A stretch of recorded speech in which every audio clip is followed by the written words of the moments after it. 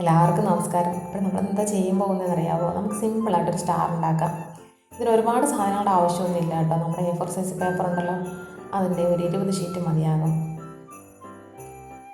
വലിയ സ്റ്റാർ വേണമെങ്കിൽ നമുക്ക് ഫുൾ സൈസ് പേപ്പർ എടുക്കാം. ചെറുത് മതിയെങ്കിൽ ഇതിൻ്റെ പകുതി മതി കേട്ടോ. നമ്മുടെ കുഞ്ഞന്മാരെല്ലാം സഹായത്തിനുണ്ടായിരുന്നു ഫെവിക്കോൾ എടുക്കാനും പേപ്പർ എടുക്കാനും ഒക്കെ. അങ്ങനെ നമ്മളിതെല്ലാ പേപ്പറും മടക്കി വെച്ചു.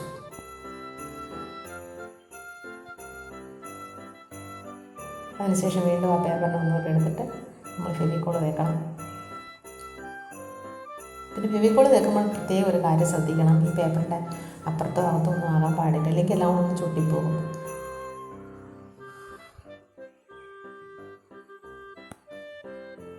അങ്ങനെ ഫെവിക്കോൾ തേച്ച് 20 പേപ്പർ നമ്മൾ ഒട്ടിച്ച് വെച്ചു.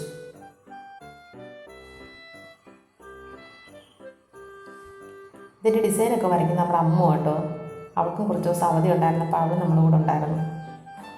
നമുക്കിഷ്ടമുള്ള ഡിസൈൻ വരയ്ക്കാം.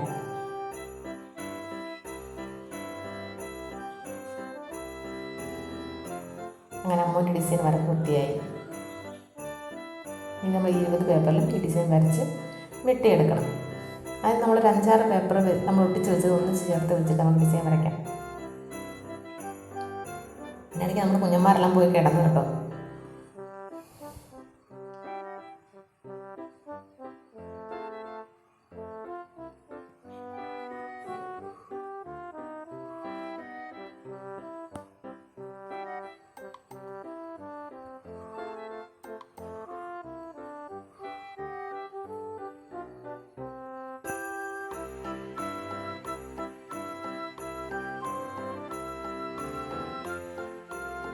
നമ്മൾ ഓരോ പേപ്പർ എടുത്ത് വെട്ടുന്നതിന് നല്ലത് നമുക്കൊരു 5-6 പേപ്പർ ഇങ്ങനെ ഒന്നിച്ച് ചേർത്ത് ചൊട്ടിച്ചിട്ട് നമുക്ക് ആ ഡിസൈൻ വരച്ച് വെട്ടിയെടുക്കാം.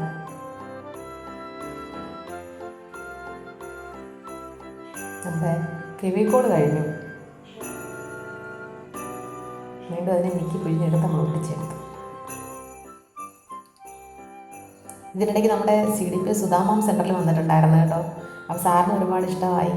സാറും അമ്മൂനെ അഭിനന്ദനമൊക്കെ അറിയിച്ചിട്ടാണ് പോയത്. ഇതൊക്കെ നമുക്കൊരു പോസിറ്റീവ് എനർജി തരും. അങ്ങനെ നമ്മുടെ സ്റ്റാറിൻ്റെ പണി ഒരുവിധം തീരാറായി. എല്ലാം ഒട്ടിച്ച് വെച്ചു. എല്ലാവരും ഒന്നുണ്ടാക്കി നോക്കണം കേട്ടോ സ്റ്റാർ.